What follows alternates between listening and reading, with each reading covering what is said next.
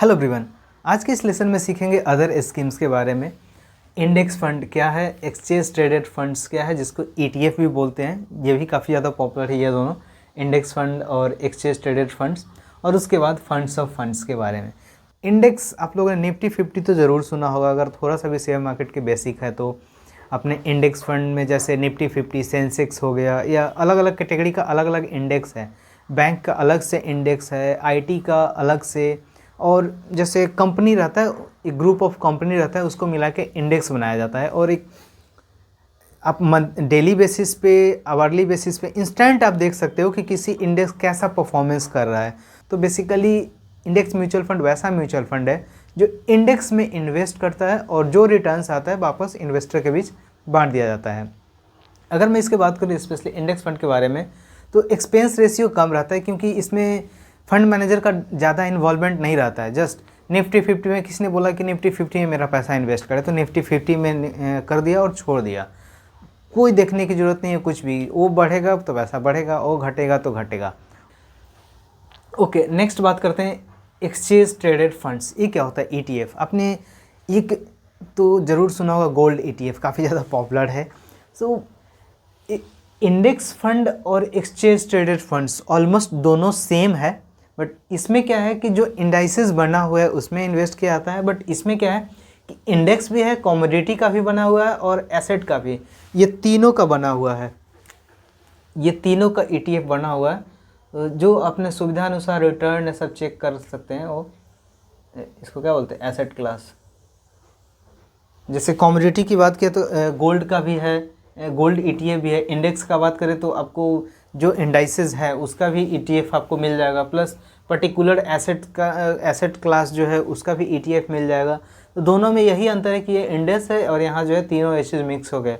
और दूसरा है कि आपका ये कभी भी खरीद और बेच सकते हैं। इंडेक्स फंड में क्या है कि इसमें भी आप खरीद बेच सकते हैं, बट इसको आपको फंड हाउस से खरीदना पड़ेगा। जो भी कंपनी का आप म्यूचुअल फंड लेना चाह रहे हैं उस कंपनी से आप खरीदना पड़ेगा, या स्टॉक ब्रोकर का जो ऐप है उसमें आप जो है खरीद बेच सकते हैं। बट ये क्या है कि शेयर मार्केट में जैसे पर्टिकुलर कंपनी जैसे लिस्टेड रहता है, वैसे ETF लिस्टेड रहता है। और 915 से लेकर 330 तक कभी भी आप खरीद बेच सकते हैं, जितना बार भी आपके अपना सुविधा अनुसार से, जो है एक दिन में 10 बार, 50 बार, 100 बार, जितना बार लेना चाह रहे हैं आप इसको खरीद सकते हो। ये ही अंतर है बेसिकली। ये आपको फंड हाउस से खरीदना पड़ेगा और ये जो है ETF पे लिस्टेड है, वहाँ से आप जो है इसे कभी भी खरीद बेच सकते हो। तो ये जनरली यही चीज़ है।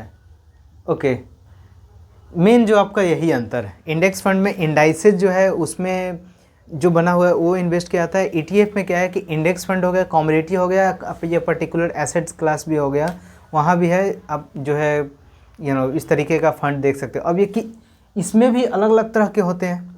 आप एक बार गूगल कर लेना कि एक्सचेंज ट्रेडेड फंड्स कितने प्रकार के होते हैं। हालांकि मैं आगे एक डिफरेंट पर्टिकुलर वीडियो बनाऊंगा जो कि हर एक जितने भी कैटेगरी है ऑलमोस्ट कोशिश करूंगा कि उस पर पर्टिकुलर बनाऊं। बट जस्ट एक बार आप सर्च कर लेना। गोल्ड ETF पॉपुलर है, बाकी अलग तरह के बहुत सारे मिल जाएंगे। इंडेक्स का मिल जाएगा, कमोडिटी का मिल जाएगा, एसेट क्लास का मिल जाएगा। उसी तरीके से अगर आप इंडेक्स फंड की बात करें तो ये निफ्टी 50 ही नहीं, इसमें भी बहुत अलग अलग तरह के इंडेक्स है। आपको टॉप 100 कंपनी का मिल जाएगा, टॉप 200 कंपनी, टॉप 250 कंपनी का मिल जाएगा, IT का अलग से इंडेक्स मिल जाएगा, रियल एस्टेट का अलग से, फार्मास्यूटिकल का अलग से, इंटरटेनमेंट का अलग से। तो बहुत सारे हैं, आपको चूज करना है। जस्ट एक प्रोडक्ट है और आपको सेलेक्ट करना है। इसलिए बोला जाता है कि mutual fund subject to market risk, read all document before investing. So बहुत सारे प्रोडक्ट है, आप किस में सूटेबल है, आपको कौन सा सूटेबल है। इसीलिए मैं बोलता हूँ कि पहले अपने आप को एजुकेट करो, उसके बाद जो है आप चूज़ कर सकते हो काफ़ी बेस्ट तरीके से। वीडियो पसंद आएगा तो ज़रूर लाइक कीजिएगा। फंड्स ऑफ फंड्स क्या है? अब इसमें क्या है कि एक फ़ंड जो है दूसरे फंड में इन्वेस्ट करता है। जैसे XYZ कोई म्यूचुअल फंड है, वो देख रहा है कि अगला जो म्यूचुअल फंड है उसका परफॉर्मेंस मेरे से ज़्यादा है या किसी और से ज़्यादा है, तो वो क्या करेगा कि उस म्यूचुअल फंड में इन्वेस्ट कर देगा, क्योंकि उसमें रिटर्न्स आ रहा है।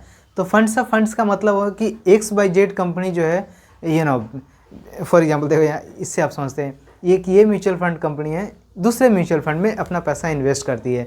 ये फंड्स ऑफ फंड किसी और में, इस तरीके से एक साइकिल रहता है वो चीज़। तो बेसिकली एक फंड दूसरे फंड में इन्वेस्ट करता है। आपके हिसाब से कौन बेस्ट है आप ज़रूर कमेंट्स कीजिएगा।